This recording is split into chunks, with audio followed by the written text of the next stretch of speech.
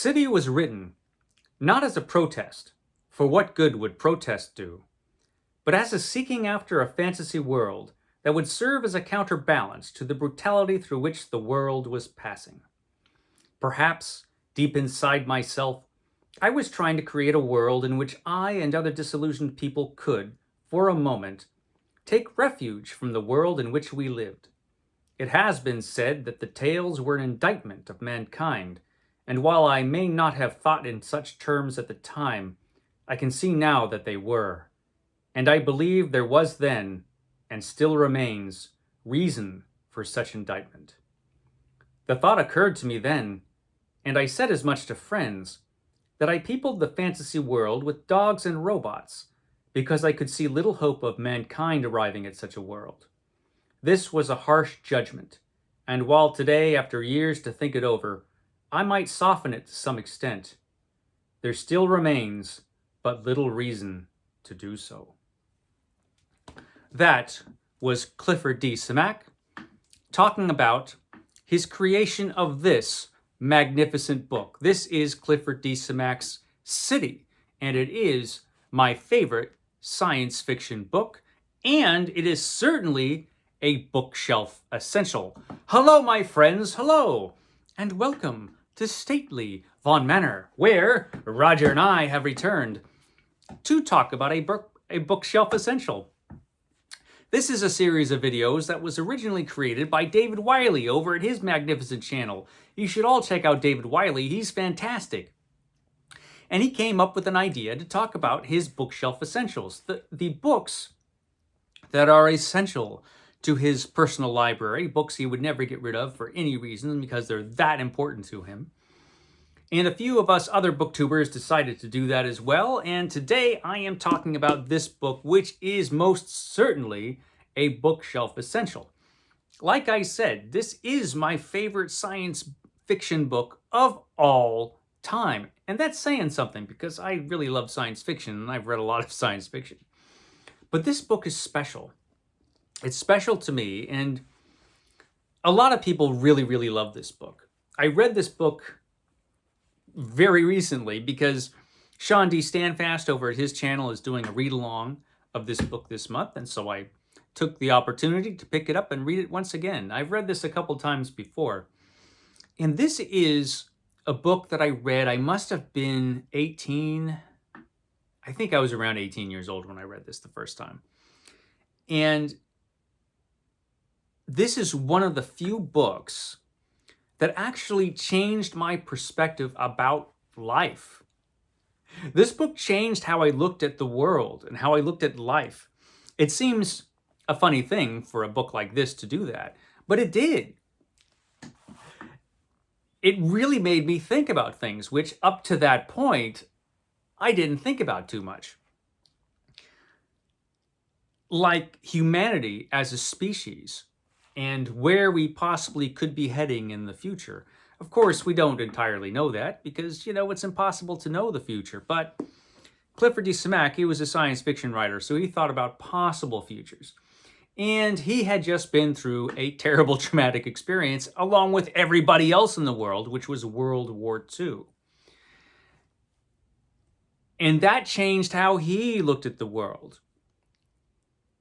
And there were many things about what went on in the war and the creation of the atomic bomb and all that stuff really made him think. And he used his imagination, like he said, to escape into a different world. But all of his concerns went along with him. And this book, it is a fix-up novel, which is pretty common in science fiction since so much science fiction at one time was published in science fiction magazines as short stories. So this collects 8 tales, which together they form a kind of novel. They're interconnected short stories. So each one is independent of each other, but together they tell one story, and they have characters that cross over from one story to another. The main character of this book, I suppose, would be Jenkins the robot, who lives for thousands of years, which he needs to in this story because this story takes thousands of years to tell. The overall story that is told in this is about human beings and how eventually they leave the Earth in kind of an unexpected way. They leave the Earth, and the Earth is inherited by dogs and robots. So dogs become the dominant species on the planet, and robots are there to help dogs out, to be their hands.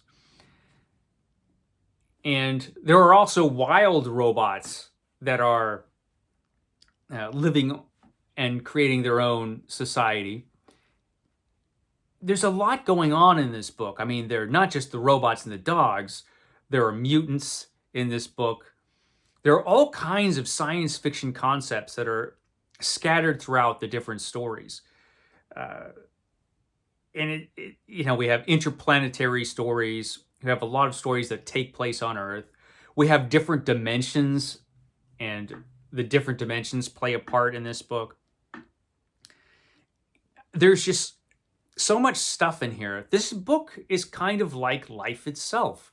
It's wonderful. It's full of great stuff, but it's also full of some stuff that isn't so great. And maybe some of the stuff in this book doesn't work. It's not a perfect work of fiction. But overall, it's glorious. And it is tinged with sadness and melancholy. And it makes you face things, this book, like how everything in this world eventually ends. Everything has an ending. Nothing lasts forever. And one of the interesting things about this book is because each of these stories, a lot of the stories, they could have hundreds of years in between the two stories. So different events are happening on the Earth. And we have a main family, the Websters. And different members, we see the world through the Websters' eyes through a lot of the first half of this book. And they maintain a presence through the whole thing. And it's just full of just great science fiction ideas. And the characters are fantastic. Even though it's divided up basically into little short stories, within those short stories, the character work is really quite good. He does it very well, Clifford D. Simak. Even though a lot of this story isn't about humans, it's a very human story. And who doesn't love dogs? And let's face it, dogs and robots, they pretty much deserve to inherit the Earth. Of course they do. And there are a couple stories that, like the first, there are some stories in here that are just so good. There was one in here, I think it was the third story. I don't remember, but let me make sure. The third tale. Let me see here. I just read this. You'd think I'd know.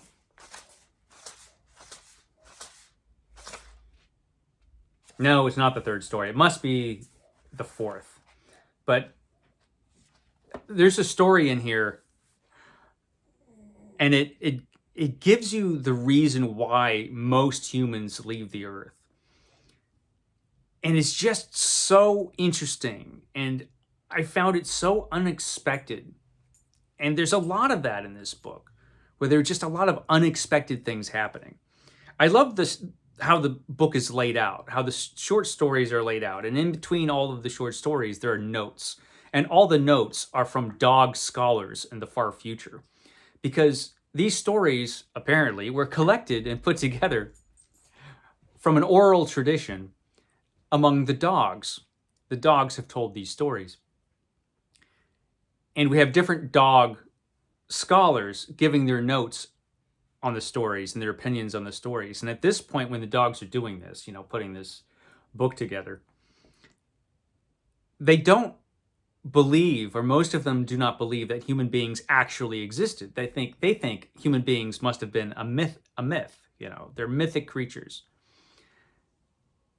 They live in a world with robots, but they just assume that at some earlier point in history, dogs created the robots. But there are some dogs who do believe that humans did exist. And the little notes in between the stories, I don't think they get enough attention, frankly. They're a magnificent little part of this book. This book, like I said, it's 8 stories. However,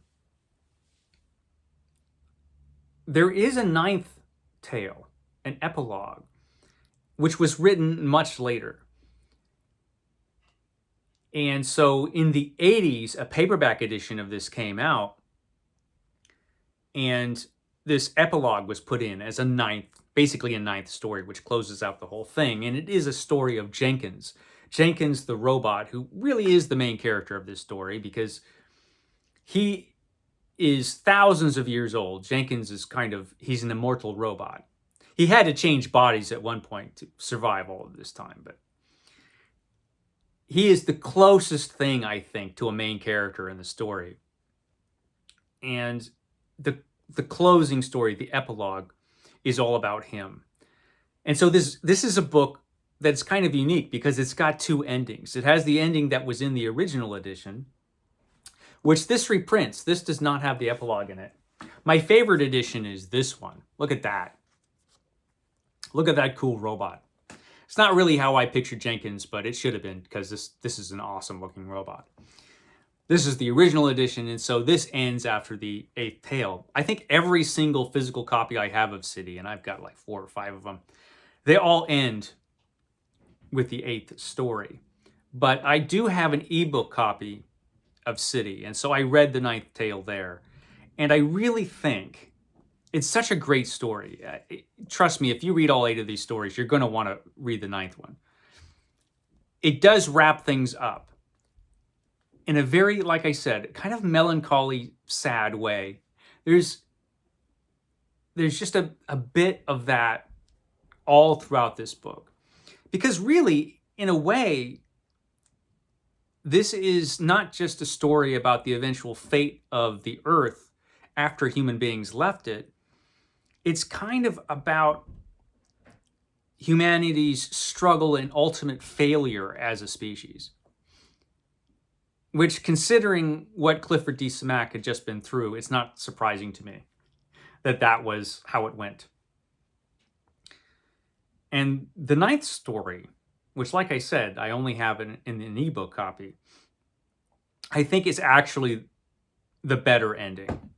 The original ending was good, but I think the epilogue, it was a great way to close out the book, I think.